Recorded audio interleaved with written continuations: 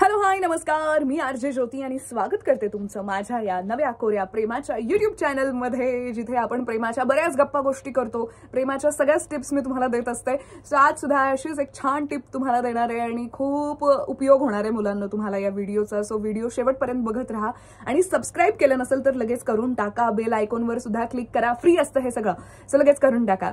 करा ना, इतक्या प्रेमाने रिक्वेस्ट करतेय मी, सबस्क्राईब करून टाका. हा चला, केलं, गुड बॉय. आता पुढे वळूयात. सो आजचा जो टॉपिक आहे त्या टॉपिकचं नाव आहे की ती माझ्याकडे बघते म्हणजे ती माझ्या प्रेमात आहे की काय. अरे बापरे, आता मी काय करू, प्रपोज करू का तिला, कारण ती माझ्याकडे बघते. सो ती माझ्याकडे बघते म्हणजे ती माझ्या प्रेमात आहे का आणि मी तिला प्रपोज करू का, हा जो टॉपिक आहे तुमचा, यावर मला तुम्हाला बऱ्याच गोष्टी सांगायच्या आहेत. सगळ्यात आधी तर येऊयात ती माझ्याकडे बघते. ती तुमच्याकडे बघते हा तुमचा खूप मोठा गैरसमज आहे आणि यापेक्षाही मोठा गैरसमज की ती माझ्याकडे बघते म्हणजे ती माझ्या प्रेमात आहे, असं काही नाहीये. हसी वो तो फस आप जाते हो, हसी तो फसी असं दरवेळी होत नाही. सो हा गैरसमज कसा आहे, काय आहे, सगळं तुम्हाला मी एक्सप्लेन करणार आहे.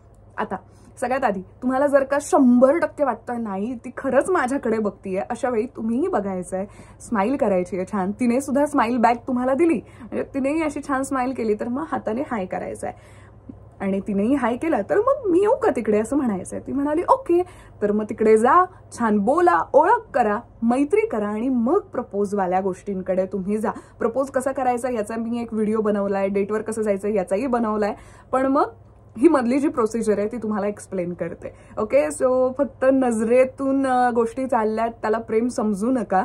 हा खूप खूप खूप मोठा गैरसमज असतो. हे सगळं मी यासाठी सांगतेय कारण हा अनुभव मी स्वतः घेतलाय. एकदा काय झालं होतं, शाळेच्या दिवसांमध्ये एक मुलगा माझ्याकडे रोज बघायचा. मला आधी खूप असं वाटलं की काय हा का बघतो, पण नंतर मला छान वाटायला लागलं. सो म्हटलं आपला हा गैरसमज असू शकतो. मी माझ्या मैत्रिणींनाही सांगितलं की हा माझ्याकडेच बघतो का मला सांगा. ताई म्हणाल्या हो ग, तुझ्याकडेच बघतो ज्योती, तो जाम प्रेमात आहे तुझ्या. मला भारी वाटायला लागलं की चला बाबा आता आपण याला बॉयफ्रेंड बनवूयात. सो याचंच डिस्कशन सुरू असताना माझ्या बेंचच्या समोर एक मुलगी बसायची. ती म्हणाली की मी तुझी सेटिंग लावते. हा किस्सा मी तुम्हाला आय थिंक फर्स्ट का सेकंड व्हिडिओमध्ये सुद्धा सांगितलाय. म्हटलं ठीक आहे, कमाल, तिने तिची सेटिंग लावली, हा विषय वेगळा आहे त्या स्टोरीमध्ये, पण तिने एकदा आम्हाला बोलण्याची संधी दिली. सो काहीतरी काम आहे माझं त्याच्याकडे असं तिने त्याला सांगितलं आणि मग तो बस स्टॉपवर माझी वाट बघत होता.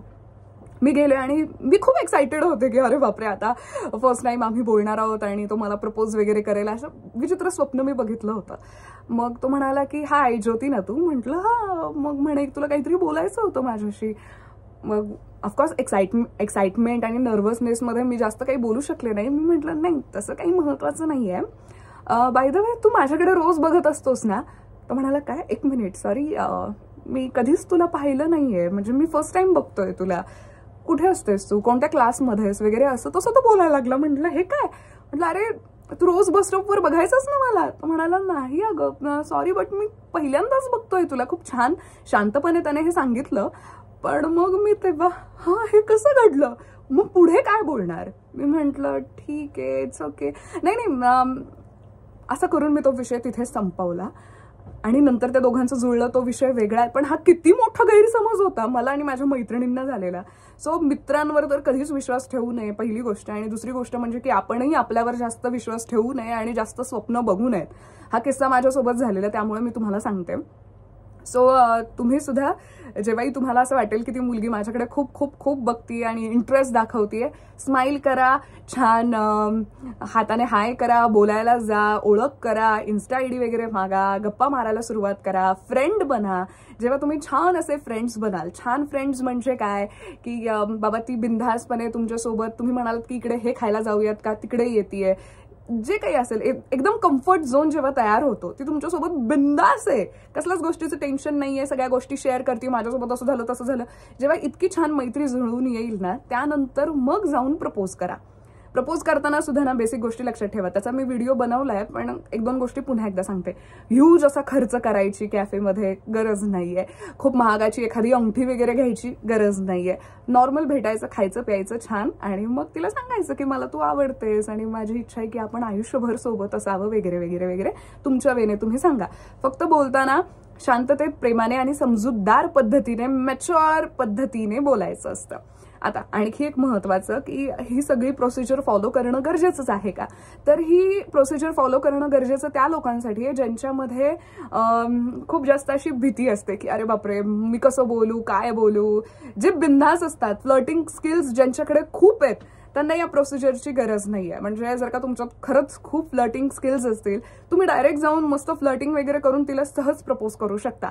पण जर का अशा स्किल्स तुमच्याकडे नसतील, मग मात्र तुम्हाला ओळख, मैत्री आणि मग प्रपोज हे सगळं करणं गरजेचंच आहे. हा, तो जो गैरसमज आहे तो आधी मेंदूतून असा काढून टाका. ही प्रोसिजर फॉलो करा आणि मग पुढे जा. थोडंसं म्हणजे काय म्हणू शकतो, यामध्ये थोडेसे पेशन्स ठेवावे लागतील तुम्हाला. पेशन्स कंपल्सरीच ठेवावे लागतील. पेशन्स नसतील तर मग काय स्टोरी पुढेच जाणार नाही. पण त्याआधी मी सांगेन की पूर्ण तुम्ही प्रेमात पडण्याआधी कन्फर्म करा की ती मुलगी सिंगल आहे की नाही. आजकाल म्हणजे बऱ्यापैकी आपण इंटरेस्ट दाखवतो आणि समोरचा एंगेजच निघतो आणि मग पुन्हा दुःख होतं. सो ते दुःख होऊ नये. आणि आजकाल बऱ्यापैकी लोक सिंगल नसतात सुद्धा. सो आधी ते कन्फर्म करा इकडून तिकडून आणि मगच ही गोष्ट पुढे न्या. पण गैरसमज दूर करा मात्र. ओके, सो छान असं सगळं तुम्हाला एक्सप्लेन केलेलं आहे. माझी स्टोरी मी तुम्हाला सांगितली. सो असं घडत असतं. तर इतकं सांगायचं आहे. छान सांगून झालंय ना सगळं. तर सबस्क्राईब करा, फ्री येते सगळं. बाकी तुम्हाला आणखी कोणत्या गोष्टींवर व्हिडिओ हवेत ते कमेंटमध्ये कळवा. काही प्रॉब्लेम असेल तर बिंदासपणे तुम्ही माझ्याशी शेअर करू शकता. कारण मी म्हणते की तुमच्या लव्ह लाईफमध्ये असेल कोणताही झोल तर ज्योतिषी बिंदासपणे बोल. सो तुमचा प्रॉब्लेम तुम्ही लिहू शकता किंवा मला तुमचा फोन नंबर द्या. मी स्वतःहून तुम्हाला कॉल करेल. इन्स्टावर सुद्धा तुम्ही नंबर देऊ शकता. मग मी तुम्हाला स्वतःहून कॉल करेन. मी रोज बऱ्याच जणांना कॉल करते. ओके, त्यांचं लव्ह प्रॉब्लेम सॉल्व्ह करते. सो जास्त टेन्शन घेऊ नका. माझ्याशी बोला, खरंच तुम्हाला बरं वाटेल. बाकी नेहमी खुश राहा, प्रेमात राहा. तुमच्याही माझ्याही. I love you. Bye bye. भेटूयात नेक्स्ट व्हिडिओमध्ये. तोपर्यंत सबस्क्रायबर्स वाढवा, वॉच टाइम वाढवा, व्हिडिओ शेअर सुद्धा करा. बाय. Love you.